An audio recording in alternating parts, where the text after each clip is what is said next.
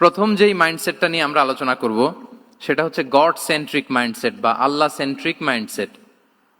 অর্থাৎ রাসূল সাল্লাল্লাহু আলাইহি ওয়াসাল্লাম যে কোনো কাজে তিনি আল্লাহ তাআলাকে ফিল করতেন, সব কিছু ছিল আল্লাহ তাআলা কেন্দ্রিক।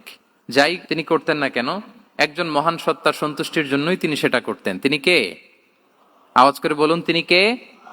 আল্লাহ সুবহানাহু ওয়া তাআলা। তার সন্তুষ্টির জন্যই তিনি সবকিছু করতেন এবং সব সময় তিনি এটা ফিল করতেন যে আমার আসল ভরসা স্থল হচ্ছে আল্লাহ তাআলা। আসল ভরসা স্থল কে? আল্লাহ তাআলা। এবং আল্লাহকেই তিনি ওনার নিজের অভিভাবক হিসেবে সবসময় চিন্তা করতেন। এবং তার দয়ার পরশেই যে আমরা বেঁচে আছি, তিনি যে আমাকে আগলে রেখেছেন, সার্বক্ষণিক এটাকে মনের মধ্যে ধারণ করা, সবসময় এই চিন্তাটা ভেতরে লালন করা, এটাকেই বলে গড সেন্ট্রিক মাইন্ডসেট বা আল্লাহ সেন্ট্রিক মাইন্ডসেট। এই মাইন্ডসেটের অধিকারী যদি আপনি হতে পারেন, আপনি একটা ডিভাইন পাওয়ার শিল্ডের ভেতরে থাকবেন, একটা ডিভাইন প্রোটেকশনে থাকবেন।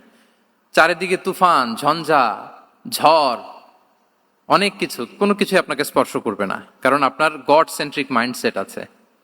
একটা মহা শক্তিধর সত্তার সাথে আপনার সংযোগায়ন আছে, কানেক্টিভিটি আছে। সো প্রথম মাইন্ডসেটটা হচ্ছে গড সেন্ট্রিক মাইন্ডসেট।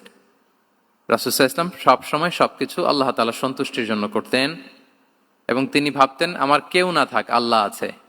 যার কেউ নাই তার কে থাকে? আল্লাহ আছে। এটাই হচ্ছে গড সেন্ট্রিক মাইন্ডসেট।